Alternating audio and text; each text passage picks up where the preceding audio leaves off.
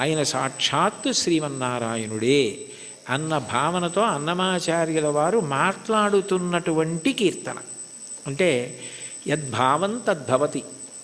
అసలు ముందు మనం ఆరాధన చేసే మూర్తి అది విగ్రహం కాదు, అది పరమాత్మ అన్న భావన మనకుంటే పరమాత్మగానే ప్రతిస్పందిస్తాడు. వెంకటేశ్వరుణ్ణి దర్శించినటువంటి అన్నమాచార్యుల వారు ఆయన సాక్షాత్ శ్రీ మహావిష్ణువే అన్న ఉద్దేశ్యంతో ఆయనతో మాట్లాడుతున్న కీర్తన. అందుకే నేను నువ్వు నన్ను చూచి నువ్వు అన్న మాటలతో ఆయనతో మాట్లాడుతున్న సంబోధనతో ప్రారంభమైంది. అందులో అంటారు, నన్ను చూచి హరి నువ్వు నవ్వకుండేవా. నన్ను చూసి నువ్వు నవ్వకుండా ఉండలేవు, నాకు అర్థమైంది. అయితే నవ్వడం అనేటటువంటి మాటలో పరిహాసం చేయడం ఒక ఎత్తు. అంటే నువ్వు చేసేది తప్పు, నువ్వు చేసేది సరైన పని కాదు, అయోగ్యమైనది, అనౌచిత్యమైనది అన్నప్పుడు పరిహాసాస్పదంగా ఆయన నవ్వడం వేరు. వెంకటేశ్వరుడి నవ్వు శుచిస్మిత. రామాయణంలో అంటారే, తృణమంతరత కృత్వా ప్రత్యువాచ శుచిస్మిత అంటారు.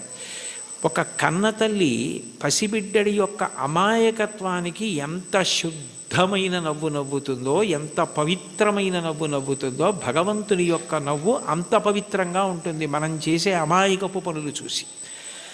తల్లి ఏదో వేడిగా ఉన్నటువంటి పాయస పాత్ర అక్కడ ఉంటే పిల్లవాడు వెళ్ళి నేను తినేస్తానని పాయస పాత్రలో చెయ్యి పెట్టబోతే, నువ్వు తినలేవురా, అది చాలా వేడిగా ఉంది, నేను చల్లారి పెట్టి పెడతానని చెప్పి ఎంతో ప్రేమగా నవ్వి వాడిని దూరంగా పెట్టి ఉప్పుని ఊది చిన్న చిన్న ముద్దలు వాడి నోట్లో ఎంత ప్రేమతో తినిపిస్తుందో అంత ప్రేమతో నవ్వుతాట భగవంతుడు. అందుకని భగవంతుని యొక్క నవ్వు శుచిస్మిత, మందహాసం, చిన్న నవ్వు నవ్వుతాడు అని.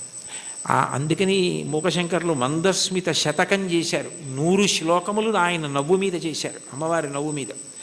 అటువంటి భగవంతుడు దేనికి నవ్వుతున్నాడు అన్నమాచార్యుల వారిని చూసి అంటే, ఆయన నేను ఈ మార్గం పట్టుకున్నాను కాబట్టి నేను తరిస్తాను అని అనుకుంటున్న వాళ్ళని చూసి నవ్వుతాట. ఎందుకని అంటే, ఏ మార్గం మీరు పట్టుకున్నా అది ఎక్కడ వరకు తీసుకెళ్ళగలదు అంటే భగవంతుడు ఉన్న చోటుకి తీసుకెళ్ళగలదు, భగవద్ దర్శనం చేయించలేదు. మీకు అదేదో నేను గొప్ప కోసం చెప్పట్లేదు, ఉదాహరణ మీకు బాగా పట్టుకోవడానికి చెప్తున్నాను. మీకు నన్ను చూడాలి అని అనిపించింది అనుకోండి, ఆయన ఎక్కడ ఉంటారండి అని అడుగుతారు. ఏదో పలానా చోట ఉంటారండి అని చెప్పారనుకోండి, మీరు అక్కడికి రాగలరు. కానీ తలుపు తీసి మా అబ్బాయి ఇవాళ ఆయన ఎవరిని చూడాలనుకోవట్లేదండి, ఆయన ఏదో చదువుకుంటున్నారు, నేను ఎవరిని చూడనని చెప్పారు అన్నారనుకోండి, మీరు చూడగలరా నన్ను? సాధ్యం కాదు. కానీ ఎవర్రా అని నేను అడిగాను అనుకోండి, వాడు వచ్చి నాకు ఏదో చెప్పాడు అనుకోండి, సరే ఉండు 5 నిమిషాలు చూసి వస్తాను అని నేను వచ్చాను అనుకోండి, నేను మిమ్మల్ని చూడాలని వస్తే మీరు నన్ను చూడగలరు తప్ప, మీరు చూడాలని వస్తే నా చేత మీరు చూడబడలేరు, మీరు నన్ను చూడలేరు. మీరు నన్ను చూడడం మీ చేతిలో లేదు, నా చేతిలో ఉంది. ఇంత చిన్న విషయమే అలా ఉంటే భగవద్ దర్శనం, భగవద్ అనుభవం మనం పట్టుకున్న మార్గం వల్ల ఫలితంగా వస్తుంది. అదేనా కర్మ అయితే ఈ కర్మ చేస్తే ఈ ఫలితం వస్తుంది అని చెప్పచ్చు. అబ్బాయి నువ్వు ఈ పొలాన్ని దున్నవయ్యా, విత్తనాలు వెయ్యి, ఇలా నీరు పెట్టు, మొక్కలు వస్తాయి అని చెప్పచ్చు. భగవన్మార్గంలో నీవు ఈ మార్గాన్ని పట్టుకుంటే నీకు తప్పకుండా భగవద్ దర్శనం అయిపోతుంది, మోక్షం పొందగలవు అనుకుంటే అందులో ఎప్పుడూ 2 అంగుళాలు తక్కువ వస్తుంది. నేను చేస్తున్నాను కర్తృత్వం, దాని చేత ఈ ఫలితం వస్తుంది ఒక ఆశ. ఈ 2 మనసులో ఉండి పాటించిన ఏ పద్ధతి కూడా భగవంతుణ్ణి పూర్తిగా చేరనివ్వదు. అదే భాగవతంలో ఉలూకల బంధనం.